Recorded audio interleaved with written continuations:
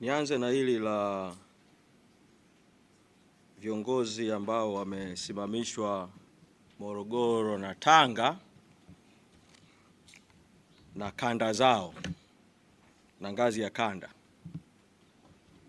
Kanuni za chama zimeweka utaratibu, kama kiongozi ana jambo juu ya kiongozi mwingine, anatakiwa awasilishe malalamiko kwa chama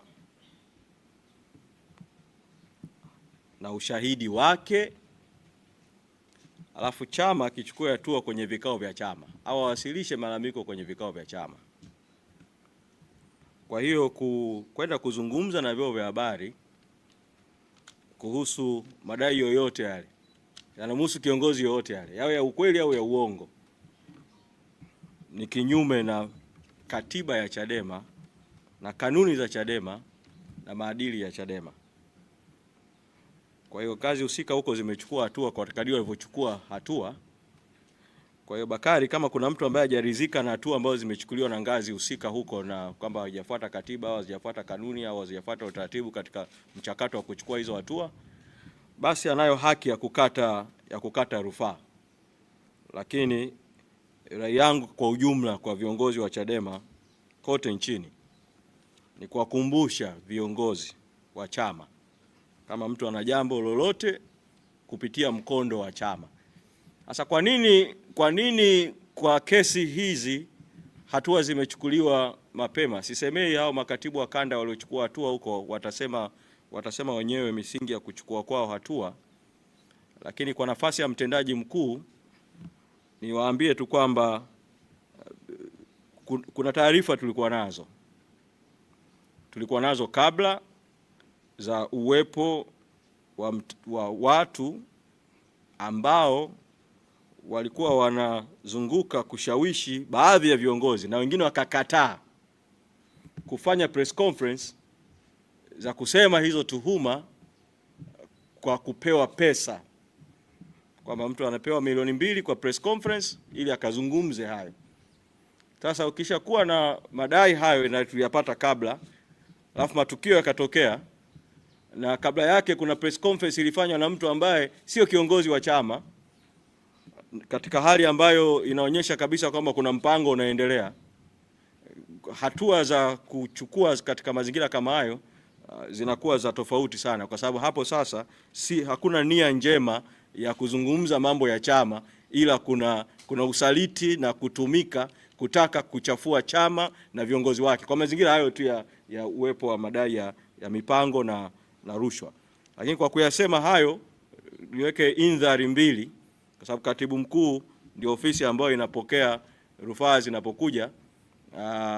Nasema hayo bila kuingilia hatua zozote ambazo mwanachama ataamua kuchukua kukata rufaa na kujustify kile alichokifanya, na nasema haya vile vile bila kuingilia uhuru wa wanachama na viongozi. Kama mtu ana malalamiko dhidi ya yoyote kwenye jambo lolote, afuate utaratibu wa kikatiba na kikanuni kwa kuwasilisha malalamiko rasmi kwa maandishi na ushahidi, na kwenda kupeleka hilo jambo kwenye vikao vya chama. Juu ya ndugu yangu wa jambo Joseph, kuhusu Joseph Mbilinyi na mikutano, umezungumza kwamba kwenye kanda nyingine viongozi wamepokelewa na wenye viti wa kanda, na lakini kanda ya Nyasa hakupokelewa, na baadaye kazungumza kwamba kuna mikutano mingine ambayo ilikuwa inaendelea Morogoro. Msemaji mwingine akawataja Lema na Boniface kwamba walikuwepo kwenye hiyo mikutano mingine, na akatoa maelezo ambayo nimeyasikia. Ni vizuri wanahabari mkafahamu, kuna mambo hatuyasemi kwenye vyombo vya habari, lakini lazimika kusema kwa sababu yameulizwa. Tulipopanga operation ya katiba mpya Free Tundu Lissu na tukatangaza hapa ratiba ya operation, tulisema kwamba tunakwenda kufanya uzinduzi wa kitaifa Katoro, kanda ya Victoria, mkoa wa Geita, na baada ya uzinduzi wa kitaifa tukasema tutakwenda kanda kwa kanda. Kwa tulipopanga ratiba ya uzinduzi Katoro, zipo kanda ambazo zilishaanza mikutano kabla, kabla hata ya uzinduzi wa kitaifa operation. Tulipopanga ratiba ya Katoro, katibu mkuu nikatoa wito tu kwa kanda zote katika ile siku ya uzinduzi wa mikutano ya taifa ya Katoro Geita, kanda ya Victoria, kanda zote zisitishe mikutano maeneo mengine, na kadiri inavyowezekana wenye viti wote wa kanda na viongozi wengine kwa kadiri ya uwezo watakaojaliwa wafike Katoro kwenye uzinduzi wa kitaifa. Wakati hili linaendelea, kati ya kanda ambazo zilikuwa zinaendelea na ziara ni kanda ya Nyasa, ambapo Joseph Mbilinyi ambaye ni mwenyekiti wa kanda pale alikuwa anaendelea na ziara katika mikoa mbalimbali. Wakasitisha ziara wakajiunga kwenye uzinduzi. Baada ya uzinduzi tulioufanya Katoro, tukaendelea na msafara operation tukiwa tuna timu moja na msafara mmoja, mpaka baadaye makamu mwenyekiti wa chama akapata safari ya kwenda nje, Mheshimiwa John Heche, na tukaongoza hiyo timu mpaka tukafika Arusha, tukamaliza operation ya awamu ya kwanza. Tulipomaliza operation ya awamu ya kwanza Dodoma, watu tunaopambana nao wakataka kujaribu kujibu ukubwa wa operation tunaoendelea nayo kwa kutengeneza misafara miwili ya ziara ya chama hicho ambacho kiko madarakani kwa njia haramu, na kuanza kufanya mashambulizi kwa staili walioifanya. Na sisi kimsingi tukashauriana na tukatoa baraka tu kwamba maeneo mengine yanaweza kuendelea na mikutano wakati operation ya kitaifa ikiendelea. Sasa kule kanda ya kati tulikuwa tumemkabidhi jukumu kwa azimio la kamati kuu ambalo nilitangaza hapa, Mheshimiwa mpambanaji Godbless Lema na mpambanaji Salma Kasanzu kuwa wasimamizi wa kanda ya kati.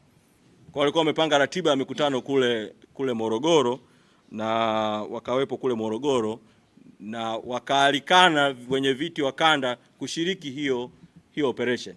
Kwa ndio sababu mwenyekiti wa Pwani akaenda Morogoro Turiani na mwenyekiti wa Nyasa. Sasa kuhusu mwenyekiti wa Nyasa mahususi, kwa nafasi ya mtendaji vile nilizungumza na Joseph Mbilinyi mpambanaji kumuuliza kwamba bwana, msafara unakwenda kwenye kanda yako, una join katika hatua ipi? Na akawa ameeleza kwamba yeye kwa sababu alifanya ziara awamu ya kwanza kanda ya Nyasa, tukaisitisha ziara aliyokuwa nayo akashiriki Katoro. Aliona kwamba timu iliyokuwa inakwenda Nyasa inaweza kuendelea mapambano Nyasa bila uwepo wake, na yeye kwa sababu amealikwa Morogoro na kushiriki operation, basi atakwenda kushiriki Morogoro. Kwa hiyo hayo ndio maelezo ambayo Joseph Mbilinyi alinipa juu ya sababu ya kuwa Morogoro na kutokuwepo Nyasa. Maswali ya pambazuko juu ya nimeshajibu kuhusiana na masuala ya Sugu na Boni na Lema.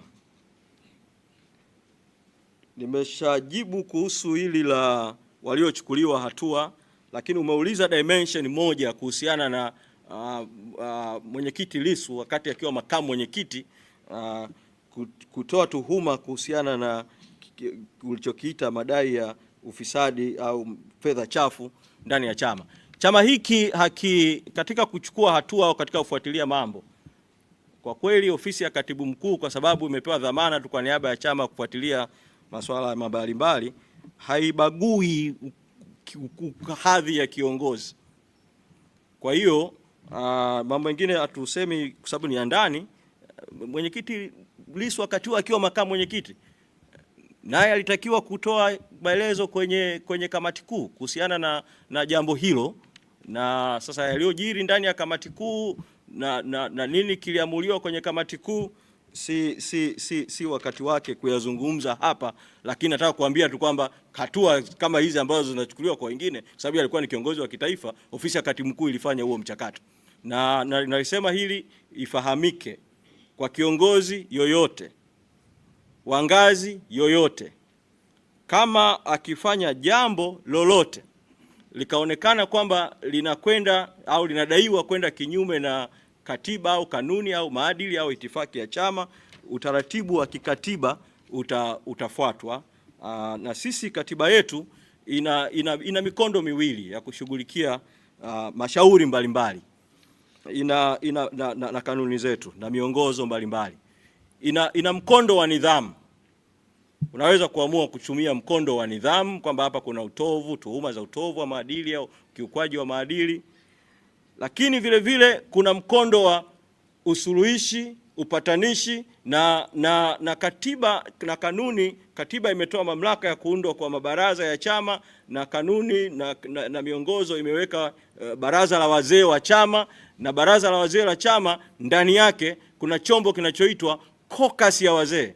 Caucus ya wazee, wazee wachache ambao wanaonekana wanaweza kuingia kwenye caucus, ambao wanaweza wakawa washauri, wasuluhishi, wapatanishi yanapojitokeza baadhi ya mambo ambayo inaonekana kwamba hayana sababu ya kwenda kwa mkondo wa maadili au mkondo wa nidhamu, basi zinaanza hizo hatua za usuluhishi ambazo zinafanywa na baraza la wazee. Kwa hiyo nitumie fursa hii vile vile kutoa mwito kwa baraza la wazee nchi nzima, kwa sababu mwongozo tulishausisitiza kuanzia mwaka 2025 kuhakikisha ngazi zote za chama nchi nzima zina caucus za wazee, na caucus hizo zifanye kazi ya usuluhishi, zifanye kazi ya upatanishi, zifanye kazi ya ushauri, kwa sababu sio kila jambo linahitaji kwenda kwenye mkondo wa nidhamu, mkondo wa maadili. Maadili, nidhamu ni hatua ya mbele, kama mambo hayahitaji kwenda kwenye hatua hiyo kwa haraka. Lakini kama ni mambo yanahitaji kwenda kwa hatua hiyo kwa haraka, kutegemea na jambo, basi ngazi na mamlaka husika za kichama zinafanya maamuzi kwa mujibu wa katiba, maadili na itifaki ya chama. Ndugu yangu, umesema juu ya maelekezo ya katibu mkuu kutokutekelezwa au maelekezo ya chama kutokutekelezwa. Sina taarifa ya uwepo wa maelekezo ya katibu mkuu ya kwamba yamesimamisha kiongozi eneo fulani afu maelekezo hayo yakaacha kutekelezwa. Sina hiyo taarifa. Kwa hiyo kama kuna maelekezo mahali fulani yametolewa na ngazi fulani alafu hayakutekelezwa, basi ni vyema ukaiuliza hiyo ngazi, kwa nini maelekezo yenu mliotoa hayajatekelezwa, na kama kuna mtu atakuwa hajaridhika na hatua ambazo zimechukuliwa na ngazi fulani, basi utaratibu wetu wa katiba yetu uko bayana juu ya namna ya kukata rufaa na ngazi za kukata rufaa.